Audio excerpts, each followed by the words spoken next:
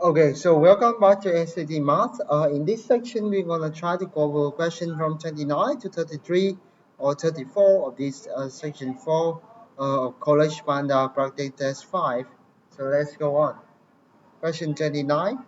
On vacation, you spend one-fourth of her money on the first day, that one-fourth of the money she has left on the second day, start the third day with 180 left to spend. So they ask how much you had at the beginning. So number 29 of her vacation. So number 29. So we know that the first day she spent one-fourth of the money. So for example, M. So on all she left with is 3/4 times M, right? Okay. Then she spent one-fourth on the second day again. So which means she are left with 3/4 of the remaining money of the 3/4 M here. Okay, and uh, and here they say that she left with here is 180, right? 180 dollar to spend. So in this, if you want to write in detail, it's gonna be something like 1 minus 1/4 here, 1 minus 1/4 here, and we term here with another 1 minus 1/4 as she spent 1/4 of the money, right? So 1 minus 1/4. So we have to come to these two equations are actually the same. So we can come to this equation that 9/16 of m when I equal to 180, which you can easily deduce that m equal to 320, right? So the answer is gonna be B. Number 30. Uh, if 3n minus 8 is smaller than x and smaller than n, what is the following must be true? So number 3, we have the inequality of 3n minus 8 is smaller than x, smaller than n. So which is must be true? Let's try to deduce something from this inequality. Okay, so here we can subtract both sides for n or n minus 8 or okay, so first of all, we have the one equality is 3n minus 8 is smaller than n. Okay, so that is equivalent to 2n smaller than the 8, right? Because here we can transform it into 3n minus n is smaller than 8, right? So here we can deduce that n is smaller than 4, right? So we know that at least 2 is true. Okay, 2 is true. All right. So n minus x is smaller than 0, which is true or not. Uh, Actually, we know that it's because n here is bigger than x. So we know that n minus x here will be bigger than 0. So we know that 1 is wrong. 1 is wrong, right? 1 is wrong. So now we only have 3 left to decide. So we know that, let's see what we can do with this fact here.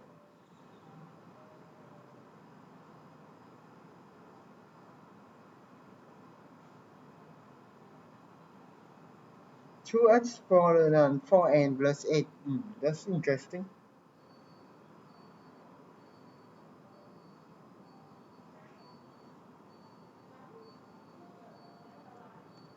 So here, let's try to do some deduction with this.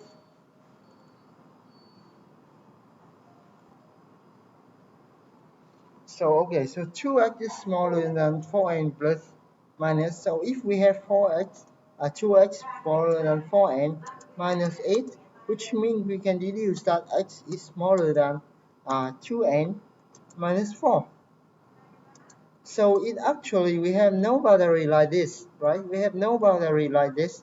So this is not concludable, right? It's not concludable because we have no facts supporting this argument, right? We have no fact to support this argument. So we have no fact to support this argument. So actually, no fact. So we can deduce that 3 is wrong. So we have one is only 2 is true. So I think number 30 gonna return B as the answer. Okay, and 30 is in fact B, right? B. Okay, and 29 is also B here. Okay, yeah, all right. Okay, so let's check number 31.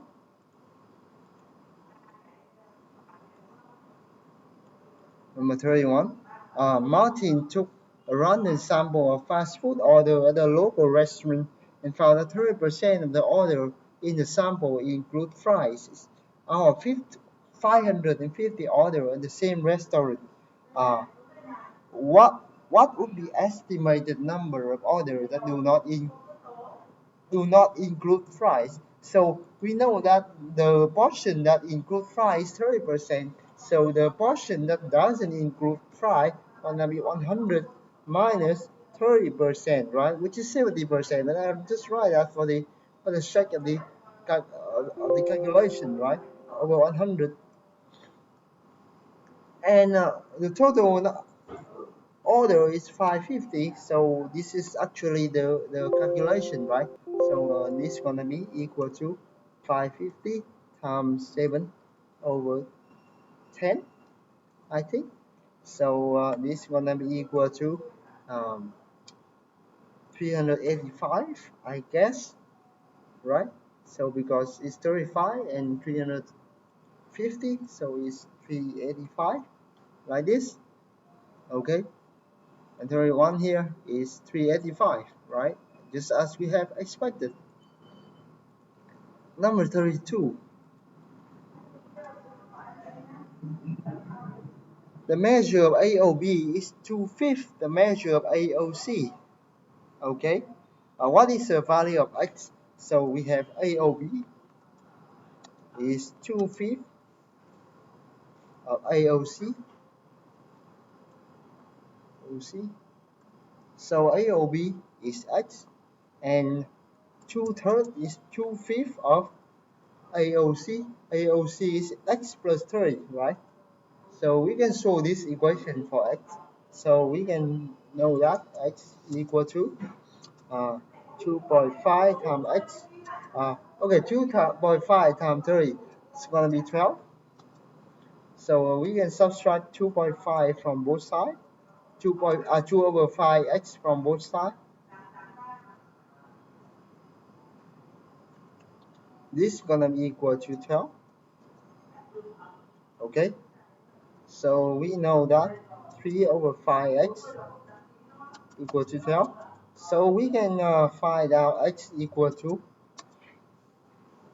20, right? Because 20, yeah, when you multiply it to 3 over 5, gonna give 12, 20. Okay, 33.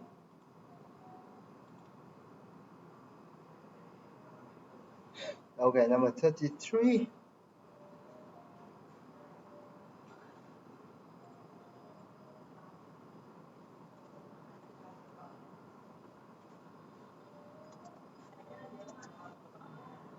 So we have 4.5 minus 3 times 1/2 plus x equal to 3 over 10 minus 4x, right? Okay.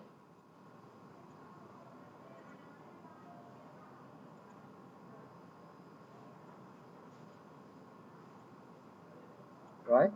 So we can show this equation now. 4.5. Okay, 3 minus 3 times half, just 3 half. Okay, minus 3 plus x is minus 3x, minus 3x. Okay, and it's equal to 3 over 10 minus 4x. So now we put everything with x on one side and everything without x on one side. So we're gonna have here.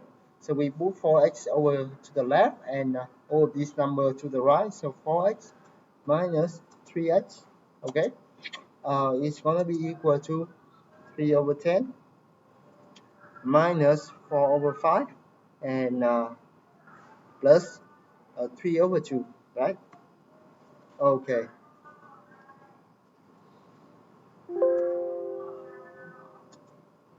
equal to 3 over 10 minus 8 over 10 plus 15 over 10.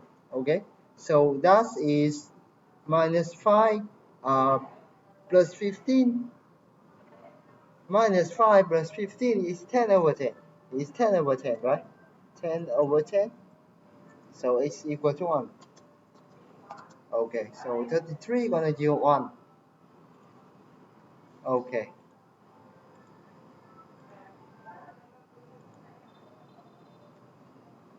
34.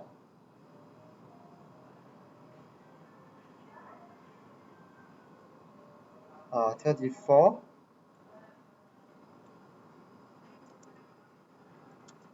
Uh, so AB, product of AB is 212, 912.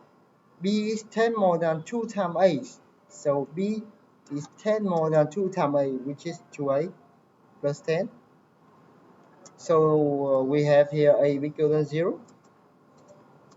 And they ask us for the value of A. So we have here is that 2A plus 10 times A is equal to 912, right? So 2A squared plus 10A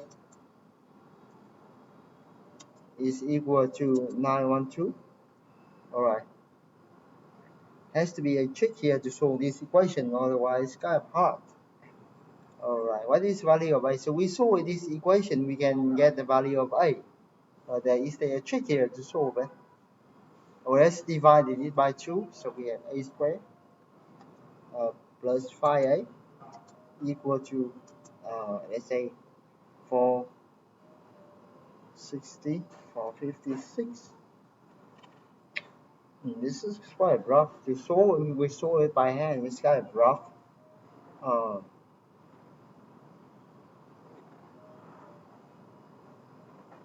Let's see if we have a way to solve this smartly. So actually, there's no way we can solve this equation in a standard form. So I think I'm gonna have to solve it in a like group manner. So we have A squared, okay, plus 5A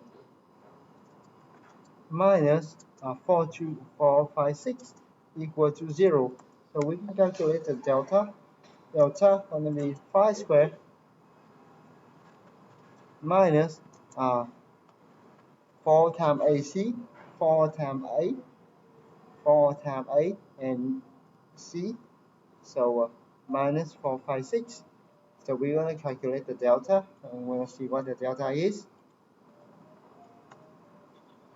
1, okay, big number 1849, big number. So we're gonna say it's the square root of this. We're gonna find the square root of this.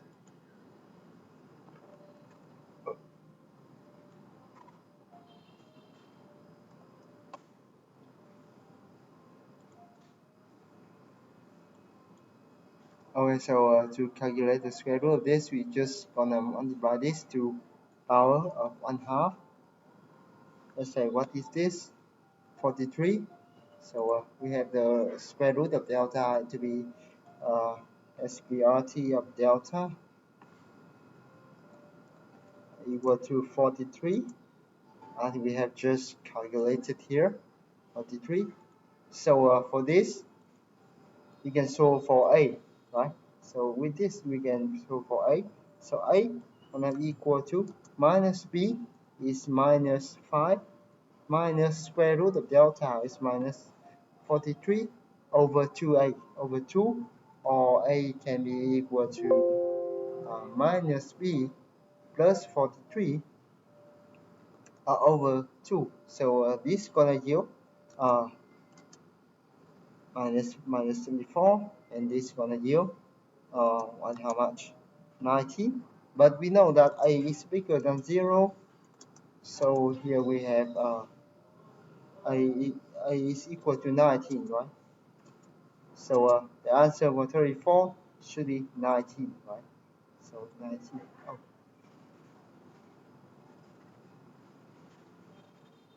oh my God.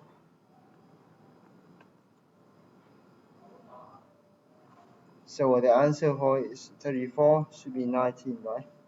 Of course, that's the calculation give us. So the delta, so A here is equal to minus B is minus 5 minus square root of delta over 2A is 2, or A is equal to minus 5 plus delta uh, over 2.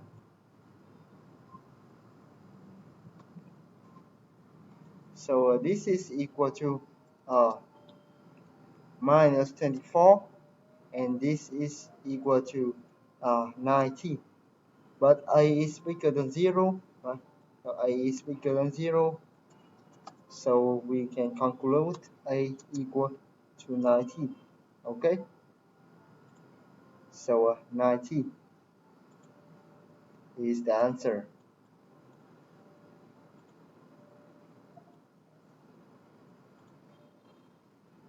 Okay, I think this is enough for this video. Thank you very much for watching.